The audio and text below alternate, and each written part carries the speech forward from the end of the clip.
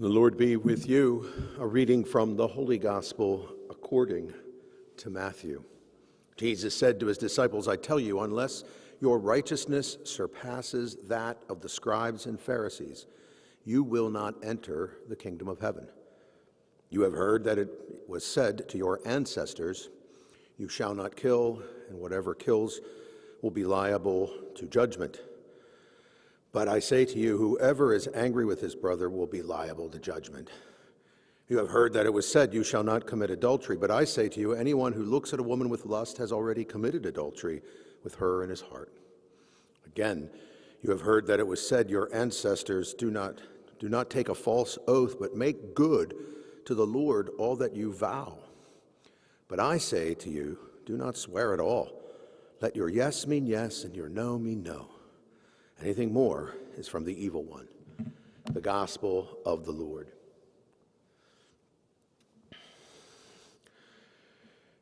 But you, I say to you, surpass the minimal that's expected.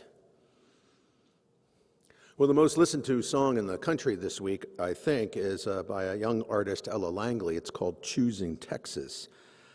Just when I thought I got him to fall in love with Tennessee, I should have known better than to take him back to Albany.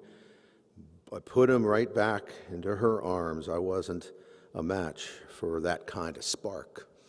So I think it's a breakup song. I don't really follow the work of Miss Langley, and I think it falls into the genre of country music.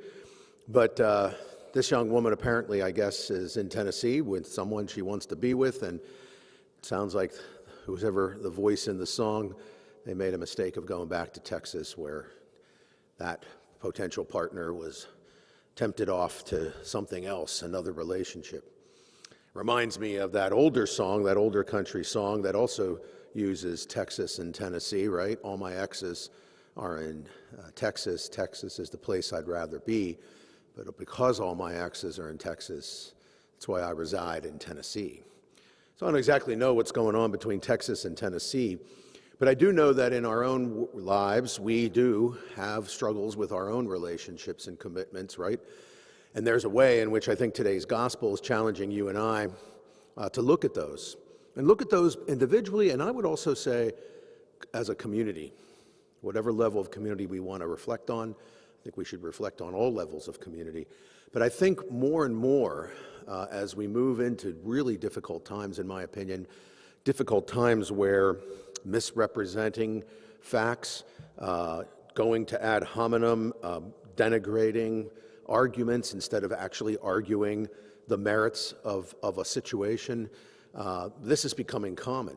An idea that it's a matter of if you can do a one-upsmanship, that should be lauded instead of having meritorious behavior or having a stronger case or being more competent or being more prudent and making good judgment and how about this, having higher morals. That is not the narrative we have right now in our country.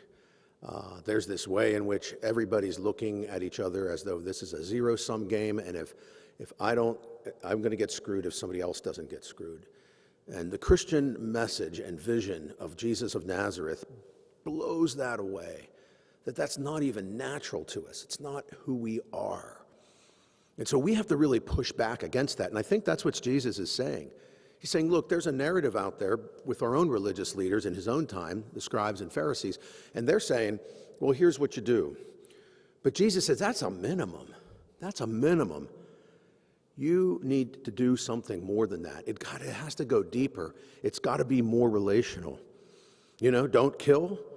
Yeah, well, you shall not, in fact, kill. But in fact, I would say, don't have negative and deadly conversations and relationships. Don't let them be toxic.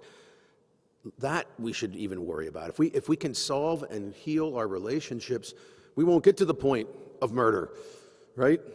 Let's allow ourselves to have an openness and appreciation of one another that puts us in a whole other place that wouldn't allow us to move toward violence. Or he goes on and talks about the idea that we shouldn't look at each other as means to an end, to use each other. Right now, we have all of this going on around with the Epstein files released. We look at people who probably participated in this way in which people were sexually exploiting, especially young people. And we're now sort of taken back by that. The irony of it is we've been seeing that with some of our leaders for a long time, and we haven't been outraged. We've been desensitized to that kind of a way in which we can look at each other in horrible ways as means to an end, as tools in as ways in which we can gain our own self-gratification by using someone else. We really need to say, no, minimally, we need to be able to look at each other out of respect and not look at each other as an objectification. Like if we can get to that greater value, that deeper value of just looking at each other and engaging each other respectfully, we won't get to that kind of abuse that we see. And again, as Jesus then says to what we say, be honest. Let your yes be yes, your no be no. And don't get to the point of having whether you're making a false oath or not. Let's go deeper, and let's tune into the idea that you should always have an integrity. You should always want to have an honesty. That's a big one. I unfortunately think that I often teach ethics to students who think like, yeah, lying is the best way to get somewhere, misrepresenting, taking advantage of. And they're encouraged by a world out there, and I'm trying to teach them Catholic social teaching that's saying, absolutely not. On the basic merits of your humanity, you should want to live the fullness of how you are made by God in a natural order of reality that allows you to want to have integrity, to be honest, to seek cooperation and truth. That's natural to who we are as human beings. That's how the Creator God made us out of love to be. So I think there's a way in which we might want to look at how, at times we have struggles in our relationships.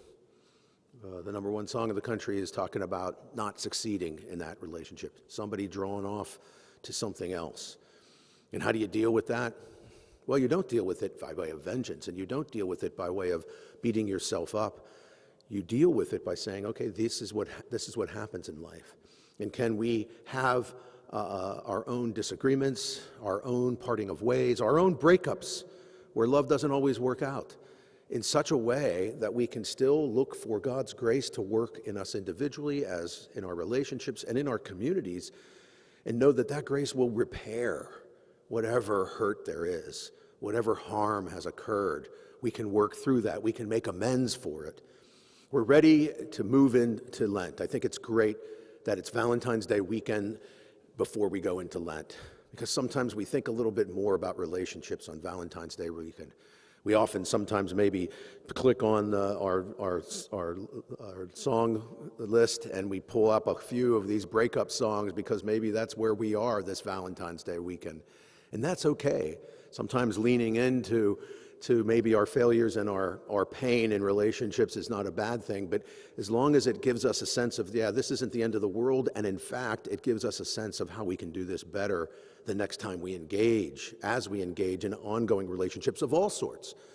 So let this Valentine's Day weekend and this reading today, this Gospel of Matthew, encourage us that in a world that is brutal, in a world where people use each other, and we laud that, or some people laud that, where we hold up lying as the norm, we need to work so far against that and go deeper, as I think Jesus is saying, not doing the minimum, but allowing ourselves to live that fuller life as human beings by our good effort and God's grace, so that we can not worry about whether we're choosing Texas or Tennessee or wherever our exes may or may not be, but instead you and I can always choose the grace to move forward in relationships that can be repaired and healed and can always become better, and maybe even more importantly, to work against the horrible, evil narratives that are out there asking us to not only live a minimum of our humanity, but in fact go to an inhumanity, to denigrate ourselves and our communities with a perspective that's deadly, and instead say, no, we can choose and become this deeper person, this greater person. Our good effort, made naturally to live out a full life in this creation by a creator God. And we do that with our effort and God's grace, God's very help that's coming into us in our relationships and in our communities. So friends, we might want to then choose that greater place, that reign of God's love in our hearts and our relationships and our communities. And that's the choice, the choosing that we need to make. Amen.